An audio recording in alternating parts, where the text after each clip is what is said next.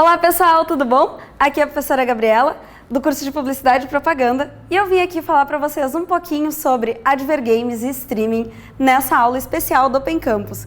Queria desde já, desejar boas-vindas a todos que estão assistindo esse vídeo. Fiquem super à vontade para depois tirar dúvidas, naquele horário que a gente vai ter marcado para vocês. E agora vamos explorar um pouquinho desse mundo, dos advergames, dos jogos digitais e como é que a publicidade pode estar inserida nisso. Então vou me apresentar um pouquinho aqui para vocês. Meu nome é Gabriela Kurtz, eu sou professora na Escola de Comunicação, Artes e Design há 4 anos. Mas eu vou dizer que eu tenho uma relação mais longa de amor com a Famecos, Eu sou estudante desde 2009, então eu entrei na Famecos em Publicidade e Propaganda. E então faz mais de 10 anos que eu tenho essa relação de amor com a Famecos, E realmente é de amor. Quando a gente entra, a gente não quer mais sair. Tanto não quis sair que voltei aqui para dar aula, E eu comecei na publicidade com a ideia de trabalhar com criatividade, com direção de arte. E com todos os caminhos que a gente tem possíveis, eu acabei descobrindo que eu gosto mesmo de uma área estratégica, E também comecei a me envolver com games a partir do meu doutorado. Então, o mestrado eu fiz aqui na PUC também, e o meu doutorado eu fiz na URGS. Eu estudei games, Estudei como esse mundo do streaming influencia as pessoas. E eu comecei a entender e comecei a ter alguns insights de que talvez a publicidade pudesse também estar interligada com esse mundo dos games, Então, a nossa aula é justamente sobre isso. A gente vai trabalhar, basicamente, alguns conceitos que eu acredito que são muito importantes para quem quer trabalhar com games e publicidade. O primeiro deles é trabalhar essas possibilidades que a gente tem no mundo do streaming e dos esportes. Então, a gente vai falar um pouquinho sobre o que são os esportes, o que são os esportes eletrônicos, Quais são as possibilidades que a gente tem como publicitário de atuar nessa área. E também depois a gente vai falar um pouquinho sobre essa área de streaming no geral, mas claro, voltado para games, E como que a gente pode atuar. Depois eu vou falar dos advergames, que são jogos voltados para publicidade, e vou mostrar todas as possibilidades que a gente pode explorar nesse mundo. Então, vamos começar falando de esportes.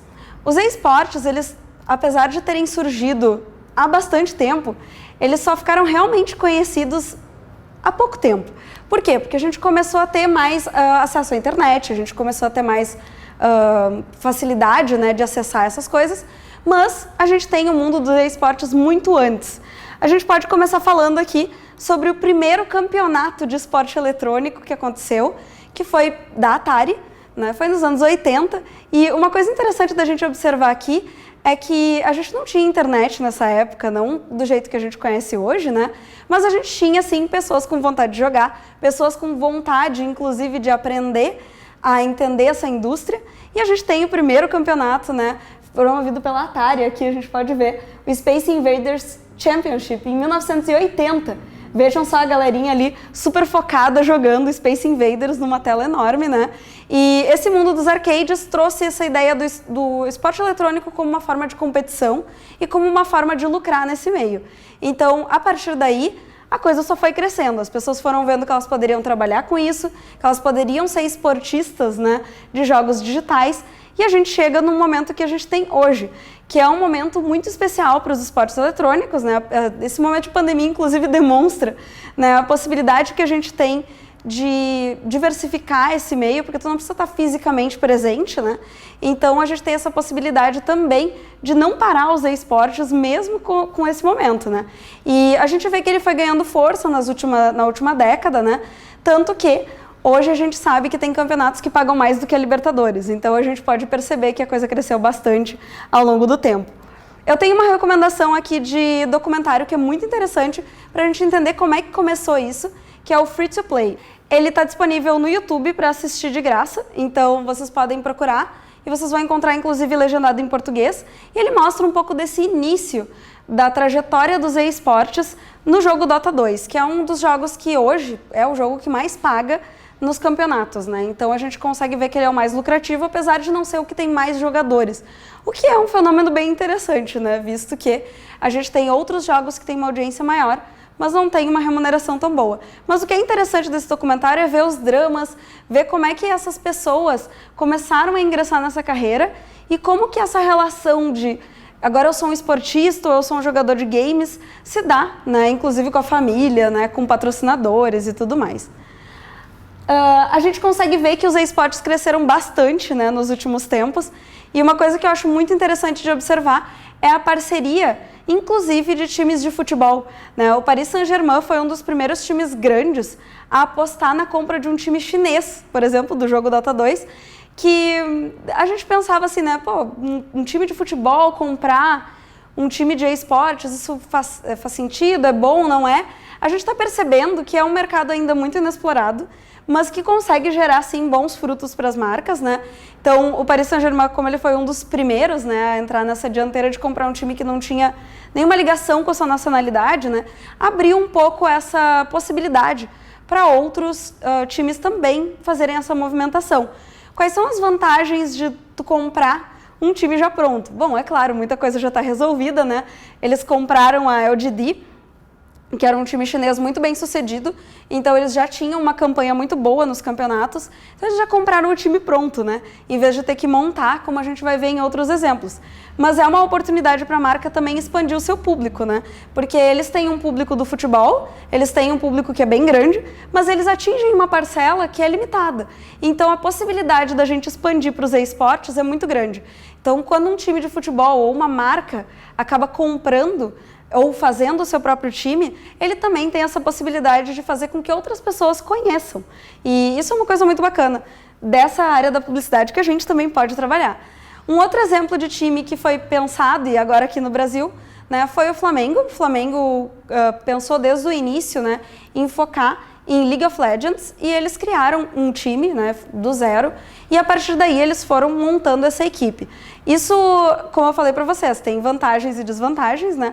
Mas uma coisa que eu acho interessante de citar aqui é o quanto esses jogadores acabam se tornando estrelas.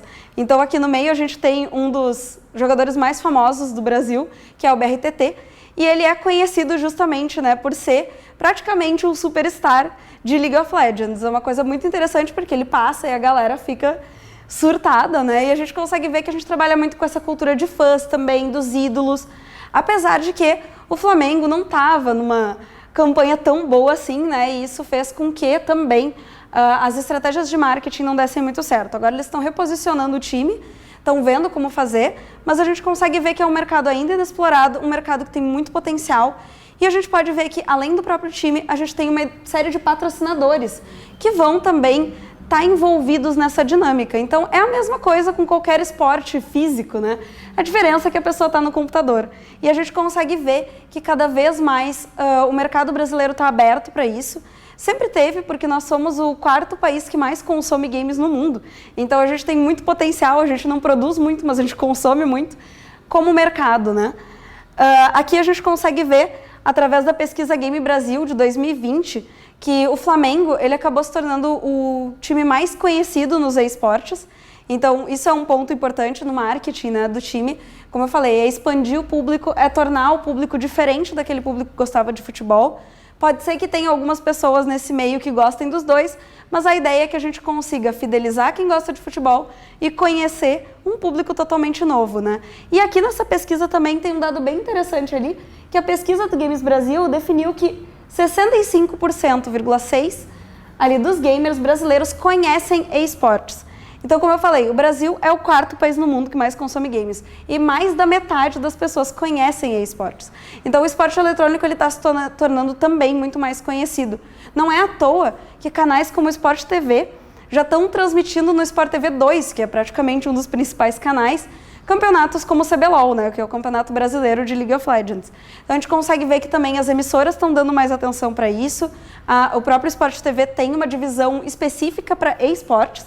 E recentemente eles também transmitiram o Campeonato Brasileiro de Free Fire, que também é outro nicho muito interessante, porque a gente trabalha com o mundo mobile, que é mais acessível, que traz os jogos para muita gente, né? Então isso é uma possibilidade que a gente tem também e que o mundo está prestando atenção nisso. Além dos times de futebol que se associaram a isso, muitas marcas também estão fazendo esse movimento. Então aqui a gente consegue ver um exemplo de um time, que é o time da Kabum, que é de uma loja de eletrônicos, né? Então esse time ele é montado a partir dessa marca, né? E é claro, vai ter outros patrocinadores, como a gente pode ver aqui embaixo, né? A gente tem outras como a Seagate, a Husky, que estão ali juntos, né? E eles são um time bem conhecido e bem renomado na cena de League of Legends, por exemplo. Muitas marcas estão trazendo essa estratégia, que não é uma estratégia nova, é uma estratégia que vem também do próprio futebol, né? A gente até tem exemplos aqui no Brasil que isso não é tão bem visto quando marcas compram times de futebol, mas a gente também consegue ver que é uma possibilidade para ela estar sempre na mente das pessoas, porque o nome do time é o nome da marca. Então, se tu torce para esse time, tu tá literalmente falando a marca de graça, né? Então, é uma forma bem interessante da gente trabalhar também o marketing dentro dos times, né? Então, a gente tem algumas possibilidades. O patrocínio, onde a gente pode estar associado a esses times, mas também como própria marca fundadora, né? É um mercado que ainda é bem difícil aqui no Brasil, né, em termos de lucratividade, mas a gente está vendo já vários patrocinadores grandes entrando, como a própria BMW, que patrocinou um time de League of Legends nesses últimos tempos. Então a gente consegue ver que não são só patrocinadores pequenos que estão entrando, grandes players também estão percebendo o potencial desse mercado, até porque a gente sabe que o jogo, né, videogame não é mais coisa só de criança, né? É coisa de gente grande, é coisa de adulto e adulto que tem poder aquisitivo. Então a gente também pode ver isso por esse lado. Os esportes no Brasil são extremamente respeitados no exterior, como time, inclusive como habilidade. A gente pode ver aqui alguns jogadores da SK Gaming, que foi um dos primeiros times bem-sucedidos em CSGO, Counter-Strike, né? Que começaram uma campanha muito boa e hoje um dos melhores jogadores do mundo é brasileiro. Então o Brasil ele é muito respeitado no exterior também por conta disso. Algumas possibilidades de inserção de marca, né? Falando sobre marca, marketing, né? Vejam aqui é uma tela, como vocês podem ver aqui, de algumas pessoas jogando durante um campeonato. Nesse campeonato, a gente consegue ver atrás uma série de patrocinadores. Toda vez que eles estão filmando o jogador, vai aparecer aqueles patrocinadores, vai aparecer também no uniforme deles. Então é uma possibilidade de expansão de marca, né, exposição de marca muito grande. Pensando ainda que esses campeonatos levam horas para acontecer. É praticamente como um jogo de vôlei, que às vezes a gente não sabe muito bem quando que vai acabar, né? Então, alguns jogos têm melhor de 3, melhor de 5, os jogos duram 40 minutos. Então, imaginem o tempo que uma marca está exposta a um momento onde a pessoa está realmente prestando muita atenção no que está acontecendo, né? Aqui um outro exemplo, onde as marcas estão inseridas na parte de trás, né, da exposição ali dos jogadores. E é claro, como eu falei, os esportes, eles não precisam ser realizados presencialmente, mas muitas etapas, principalmente em final de campeonato, são realizadas em auditórios, em arenas. Inclusive, um dos campeonatos em 2017 de League of Legends no Brasil encheu o Maracanãzinho, né? Foram 14 mil pessoas para assistir um campeonato num campo de futebol, que na verdade era uma galera jogando no computador. Parece meio surreal para quem não conhece, mas para quem conhece é muito, muito plausível, né? A gente consegue ver aqui também algumas formas de colocar as marcas nos jogos. Aqui é uma tela do campeonato da ESL One, do Dota 2, que é um jogo bem parecido com League of Legends, para quem conhece, né? Onde são 5 jogadores de cada lado, o objetivo é destruir a base inimiga, basicamente isso. E a gente consegue ver aqui algumas possibilidades de colocar a própria marca de um patrocinador dentro da tela do jogo. Ali no cantinho a gente consegue ver a Vodafone, né, aparecendo, e lá em cima a Intel como principal patrocinadora. Isso é uma tela, como eu falei para vocês, que fica aparecendo no mínimo cada partida por 30 a 40 minutos. Então imaginem quanto tempo de exposição e quanto que a gente paga, né? Para vocês terem uma ideia, uma inserção de comercial de 30 segundos numa novela das 9 custa mais de 100 mil reais. Aqui a gente consegue ver que isso é muito mais barato. Então a gente também está falando de rentabilidade, a gente está falando sobre inserção de marketing de uma forma muito mais rentável por muito mais tempo, para um público que é altamente qualificado e pensando, né, justamente nessa segmentação. O público gamer, o público que está ligado nisso. Outro exemplo aqui, uma tela de League of Legends também, do circuito desafiante. Aqui no cantinho a gente tem a NET e a Claro como possibilidade, né, como um cantinho onde fica a marca. É importante dizer que naquele canto específico é um canto onde ficam todas as informações dos personagens que estão em jogo. Então esse é outro ponto legal, porque é um lugar onde os jogadores, os telespectadores vão realmente ficar prestando atenção e a marca fica ali o tempo todo. É bem esperto. Agora vamos falar um pouquinho sobre o mercado de streaming. Falei sobre os esportes, né? Mas a gente também tem outra possibilidade aqui, que é justamente a gente passar esses campeonatos ou passar qualquer outra coisa por meio do streaming. O que é o streaming? Nada mais é do que a transmissão de dados, né, por meio da internet, e a gente começou a transformar o streaming como se fosse um sinônimo para a gente ver vídeos online, né, e tudo mais. A Netflix, por exemplo, é um sistema de streaming, e a gente consegue ver que tem outras que estão aqui entrando bem nesse nicho de games. As duas principais, né, que são bem concorrentes, é o Facebook e a Twitch, mas a gente tem também o YouTube como uma das outras possibilidades ainda que também são bem rentáveis, né? Então, existem outros canais, outros serviços, mas esses são os mais acessados hoje, né? E é bom a gente sempre lembrar, né, qual é o tamanho dessa audiência. Eu tô falando aqui de números muito, muito grandes. Essa aqui foi uma tela que eu printei ontem mesmo, para ter os números bem atualizados, de quantas pessoas estavam assistindo naquele momento, streamers que estavam jogando aqueles jogos. A gente consegue ver aqui, por exemplo, em Teamfight Tactics, que é um jogo da Riot também, mesmo de League of Legends, a gente tem 27.190 espectadores, vendo pessoas diferentes, né? É muita gente, imaginem. É muita gente, é muito mais do que uma audiência de TV a cabo, que é uma coisa que às vezes a gente acha que é muito mais rentável em termos de anúncio, né? Aqui a gente tem também outros jogos, né? Como League of Legends, com 178 mil espectadores naquele momento. A gente tem outros jogos como Among Us, que tem muita gente jogando, e Fall Guys, com uma galera assistindo, ali 318 mil espectadores. É muita gente, é muito mais do que vários canais tradicionais de mídia. E às vezes a gente ignora isso como publicitário e é uma oportunidade muito grande da gente se inserir. Aqui é um exemplo de uma tela de uma streamer na Twitch. Como que isso fica aparecendo, né? Como que isso é mostrado para as pessoas. Na tela principal, a gente consegue ver aqui a jogadora e logo depois aqui um chat onde as pessoas podem também opinar e falar um pouco com o streamer e interagir. Essa é uma outra vantagem que a TV tradicional não tem, né? Que é essa interação em tempo real e essa possibilidade de resposta. Basta ver o quanto as pessoas pedem para os streamers mandar um salve para eles, né? E esses streamers, eles se tornam verdadeiras celebridades de nicho. Eles se tornam influenciadores, eles influenciam na compra, eles influenciam no comportamento, inclusive nas gírias que eles falam. Então isso é um ponto muito importante porque é uma possibilidade muito grande de um relacionamento próximo com o público. A gente consegue ver aqui na tela seguinte, né, quais são as possibilidades que tem de anúncio. Essa é a página da Twitch desta streamer que eu peguei aqui como exemplo, né, e ela coloca duas coisas que eu gostaria de pontuar aqui para vocês. A primeira é ali as configurações do PC dela. É interessante a gente observar, parece meio aleatório, mas não, na verdade ela está fazendo realmente o endosso, ela está fazendo dizendo, essas peças são boas. E isso faz com que as pessoas confiem, porque quando eu gosto daquele streamer, eu sigo ele, eu respeito ele, é bem provável que eu escute ele em vez de escutar um anunciante tradicional. Então isso aqui é uma coisa bem legal da gente ver também. O próprio streamer espontaneamente pode estar fazendo propaganda de alguma coisa, ou não, ou aqui alguém pode ter dado esse computador para ela e ela realmente tem como fazer essa possibilidade de anunciar. Logo depois a gente vê aqui alguns banners. Esses banners, eles são de marcas diversas, né? Ali tem de um site de apostas, o outro uma lojinha de produtos e tudo mais. Então são marcas pequenas, né? O Didi.bet é bem grande, na verdade, mas são marcas que vão tentar entrar nesse meio.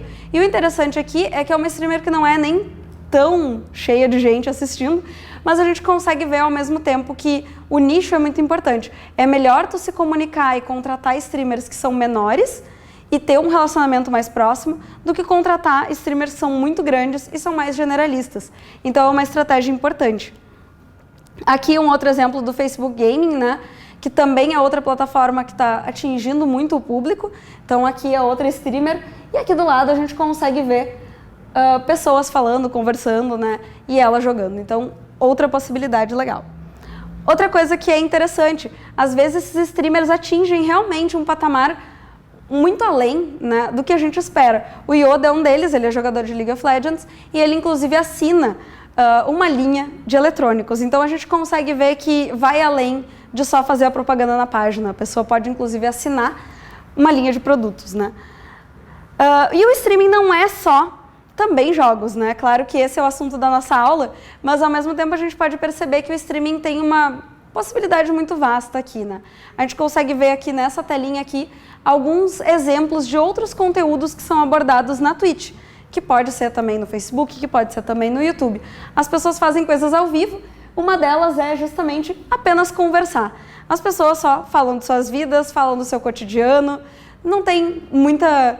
Parece que não tem muita emoção, mas essas pessoas são muito seguidas e é uma possibilidade de conteúdo que também existe. Então, se você não joga, você também pode trabalhar como streamer de alguma forma. A gente tem aqui música e arte, né? Então tem muitos músicos na Twitch, tem inclusive reality shows de cantores, como se fosse um The Voice. E às vezes é um mundo que a gente não tem muito contato, mas é um mundo enorme, é um mundo super vasto. Então a gente pode perceber que não é só os games que se beneficiam com esse mercado, mas também são outros mercados que são bem importantes. Agora vamos para o nosso outro assunto, que são os advergames. O que são advergames? A gente tem um nome aí em inglês, né? Publicidade adora nomezinho em inglês, mas vamos traduzir aqui para vocês. Os advergames são jogos voltados para a publicidade ou que têm publicidade na sua essência, na sua ideia central. Os advergames, eles podem vir em formas muito diversas e eu vou trazer para vocês aqui alguns exemplos. Uma coisa importante de falar sobre os advergames é que não tem uma data exata de quando eles realmente surgiram, mas se estima que os primeiros jogos surgiram na Atari, né, os primeiros jogos pensados para publicidade. Uma coisa importante de falar, né, são algumas características que esse meio tem. A primeira característica delas é uma mídia de longa duração. A gente pode ter muito tempo dedicado a esse tipo de mídia. Então a pessoa pode jogar por muitas horas o nosso jogo e pode estar exposta à propaganda por muito tempo. Como eu falei nos campeonatos de esportes, né, onde a gente consegue ver ali uma galera assistindo por muitas horas um campeonato e vendo a marca exposta ali de várias maneiras diferentes. O advergame é muito próximo disso, porque a gente tem um envolvimento com a marca por um tempo bem longo, né? Aqui a gente pode ver também que ela pode ser acessada mais de uma vez. Então, se o jogo é interessante o suficiente, a gente pode, né, ter uma ideia de que esse jogo vai ser acessado mais de uma vez pela pessoa, ou seja, ela vai ver o nosso comercial, entre aspas, mais de uma vez. A gente pode ver que o consumidor fica mais tempo exposto a essa propaganda, sem perceber que está, né? E sendo de uma forma que a gente entrega valor. Porque quando a gente trabalha com um jogo, a gente trabalha com a entrega de valor para as pessoas. E nesse sentido, a pessoa fica mais tempo exposta, mas ela também recebe alguma coisa em troca. Seja diversão, seja entretenimento, seja conhecimento. Existem muitos jogos que inclusive trazem isso. E a gente pode observar que as marcas podem sim explorar esse nicho para trazer coisas de qualidade para as pessoas. E necessita de muita concentração. Quando a gente está jogando, né, para a gente ir bem em alguma fase, né, mesmo que seja um jogo mais simples, a gente tem que prestar atenção. Então, quando é que a gente presta tanta atenção assim num anúncio? Né? Eu estou vendo alguma coisa na televisão, não presto atenção nisso, né? Então, é legal a gente pensar nisso. E eu vou trazer para vocês 4 tipos de advergames, ou seja, como os jogos podem aparecer para as pessoas. O primeiro tipo, então, é o above the line, ou seja, acima da linha. Significa que o jogo inteiro, todo o ambiente é voltado para o anunciante. Como eu falei para vocês, o primeiro advergame que se tem registro é esse jogo aqui, que se chama Pepsi Invaders. Ele é pensado, né, para ser uma cópia ou uma inspiração do Space Invaders da Atari. Ele foi lançado justamente para esse console, que foi um dos primeiros consoles caseiros que a gente teve, né, nos anos 80. E o princípio era bem simples, né? É aqui o famoso eu vou matar a Pepsi, né? Então a ideia era tu realmente destruir a Pepsi. Hoje em dia, o nosso departamento de propaganda ou departamento estrangeiro, qualquer um, não deixaria isso acontecer, né? Porque é claramente uma afronta contra o concorrente e de uma forma bem explícita, né? Mas nesse caso a gente consegue ver que não teve um sucesso estrondoso, mas a gente consegue ver que inaugura um formato que a gente pode perceber onde todo o jogo ele é pago e feito pelo anunciante, né? Então, pedido pelo anunciante. A gente consegue ver aqui, nessa pequena tela, onde a Coca está destruindo, né, a Pepsi, uma forma de publicidade um pouquinho agressiva, né? A gente consegue ver depois que a Pepsi não ficou por fora, né? E no lançamento do primeiro PlayStation, eles criaram um jogo chamado Pepsi Man. Não destrói a Coca-Cola, eles foram muito mais sutis. A ideia era jogar com um personagem que parecia um surfista prateado e a ideia também era recolher garrafas e latinhas da Pepsi. Então a gente tem aqui uma pequena tela de como era o jogo. Ele parece bem rudimentar hoje, mas na época ele usava gráficos em 3D E ele era muito, muito complexo, né?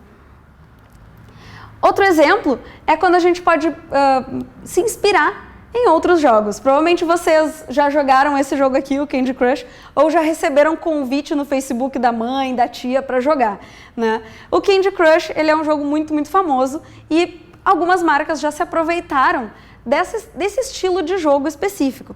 Qual é a grande vantagem da gente se aproveitar de um jogo que já existe e das regras que já existem? Primeiro, a curva de aprendizado é menor, ou seja, as pessoas elas vão aprender mais rápido a jogar. E segundo, é um reconhecimento que tu tem. É parecido com o jogo que eu gosto, logo eu acho que eu vou gostar. Eu vou dar um exemplo bem brasileiro aqui. Esse jogo aqui foi lançado em 2015 para promover a Fena Doce de Pelotas. E o nome dele é bem sugestivo aqui em Gin Crush. E a gente consegue ver aqui na tela que ele tinha patrocínio, mas ele também era um jogo pensado, né, especificamente para promover a Fena Doce. O legal daqui é que a pessoa, em vez de combinar doces genéricos, ele vai combinar camafeus, quindins, doce de figo. Chega a me dar até fome de olhar isso aqui. Mas o que é interessante da gente olhar é que eles aproveitaram isso e eles tiveram mais de 500 mil downloads na época. O que é muita coisa se a gente vai pensar em um jogo super nichado, né? De uma produção bem baixa, né? Um custo de produção bem baixo, que realmente engajou as pessoas.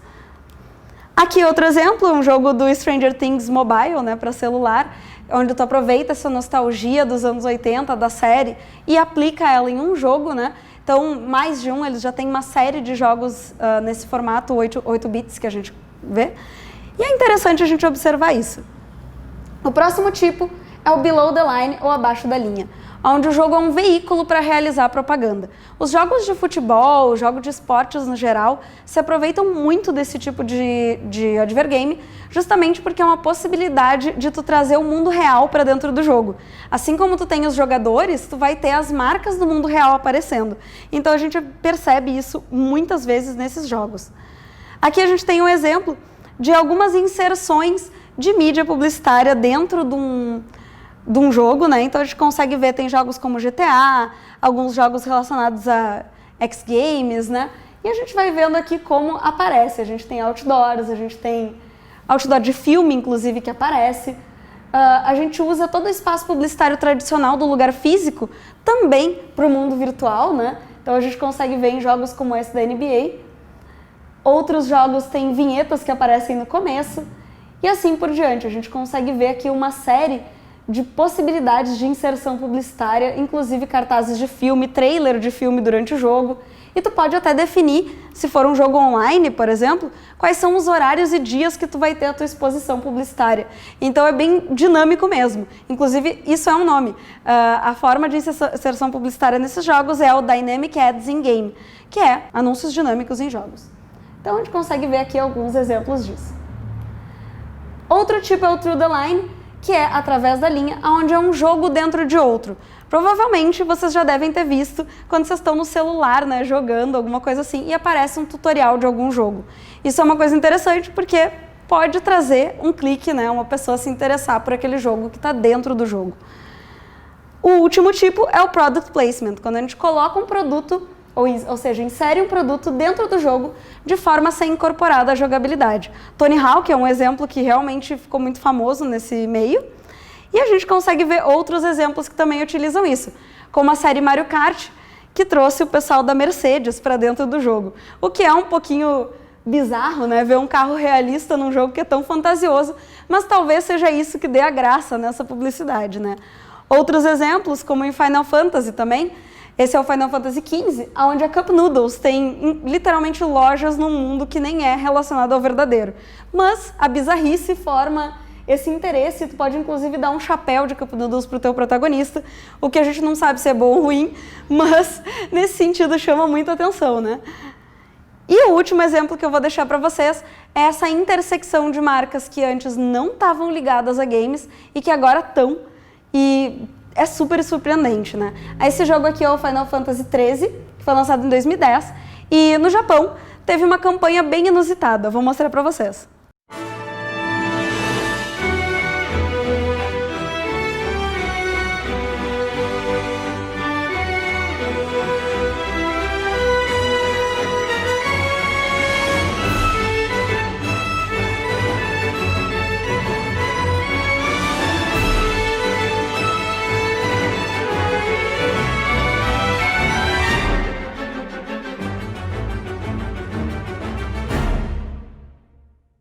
Então, como vocês puderam ver, Louis Vuitton e jogos. Como isso? Como pode ser possível? É essa revolução que a gente está falando. É a possibilidade dos anúncios nos jogos, é a possibilidade dos jogos estarem inseridos na publicidade. Então, se vocês gostam de jogos e gostam de publicidade, vejam que aqui também é o lugar para vocês. Aqui na Famecos a gente fala muito sobre isso e vocês podem ficar super à vontade para tirar dúvidas no horário que a gente vai ter lá para conversar. Eu agradeço a todos pela presença, né, e espero que vocês tenham gostado da aula.